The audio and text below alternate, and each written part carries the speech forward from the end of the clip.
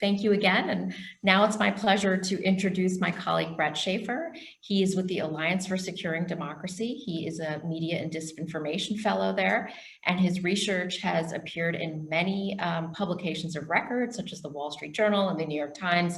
And he's done several interviews for different broadcast outlets, such as NPR. He is also the creator and manager of Hamilton 2.0, which tracks state-backed messaging from Russia, China, and Iran that target audiences across the globe, and has inspired a tool for the German elections, which he's going to show us, which we have to thank OSF for its generous funding to make this project possible.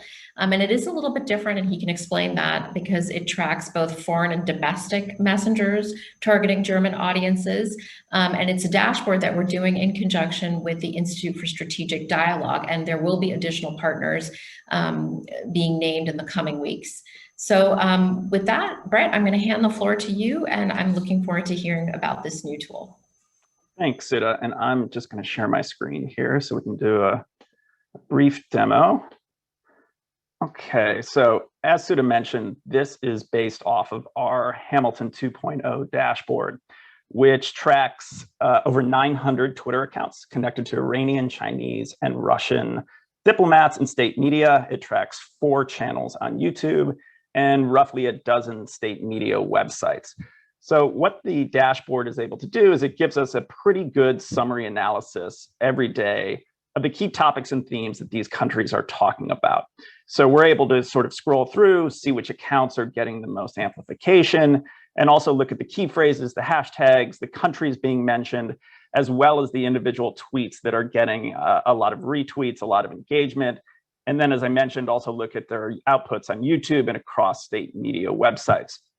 But one of the limitations with the dashboard that we had noticed is it's quite difficult to actually run country or regional specific analysis because it requires the user to go through and select all of the accounts individually. So obviously not many people know the Twitter account handle for the Iranian ambassador in Berlin. So it's just a really time-consuming endeavor. The other limitation is that it looks at state media and state messaging in isolation.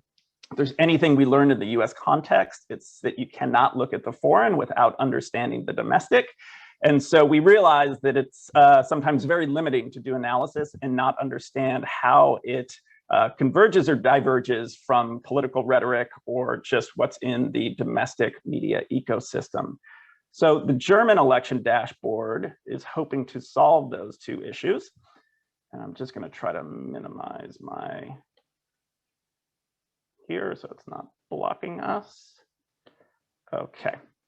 Tries to solve those 2 issues by looking at the state-backed actors. We also added in Turkey here just because of the obvious influence of the diaspora in Germany.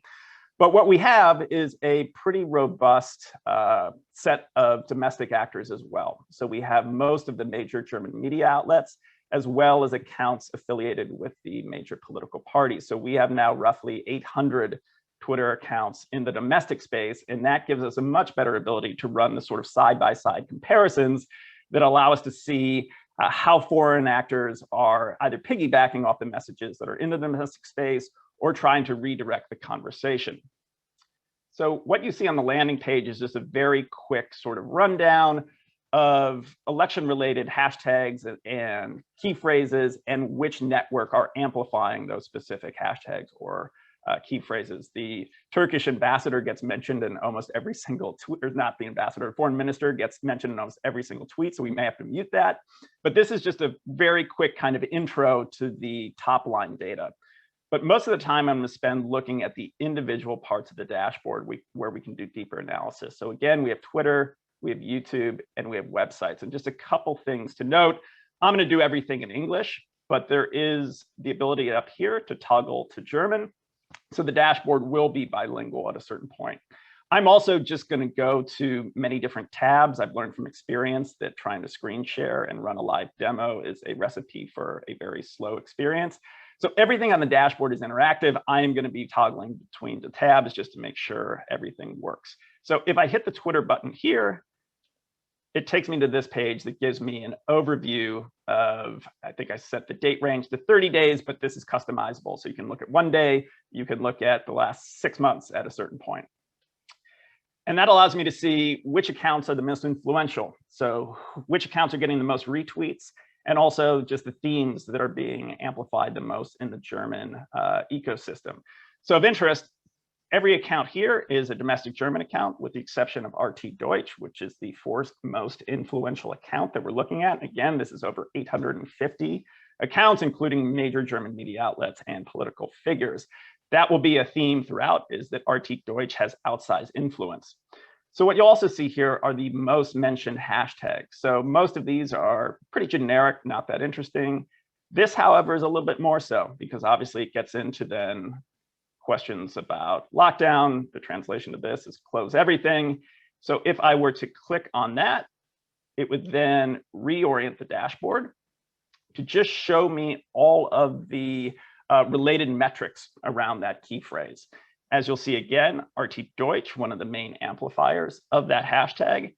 And if I were to say, well, I'm not interested in what's happened in domestic space, I just want to look at how the Russians are messaging around that, I could click through here. Whoops. And it'll get me just to the German messaging, or sorry, the Russian messaging around it. And so I can see, again, exactly what the Russians are talking about when they're using that hashtag. And we have every tweet here that users can scroll through to get a better sense of how they're framing the conversation. So if you were to look, though, for something that's not appearing among the top 10, there's also always the option to run a specific search. So on that topic, we could look at things like Notbremse.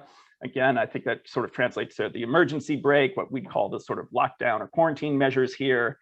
And we will see every single account that has used that key phrase. You'll notice it's, unsurprisingly, the German media, German politicians, but then also Russian state media. So those seem to be the only 2 people talking about it. The Chinese, the Iranians are not messaging around that. And again, you can click through any of these accounts, any of the related metrics, and get more information on those. So besides that sort of broad overview, one of the things we were able to do on our Hamilton 2.0 dashboard is look at the messaging around vaccines. So if you run a specific vaccine like Pfizer, again, you can get the related metrics. But if you go to this section here, it says compare.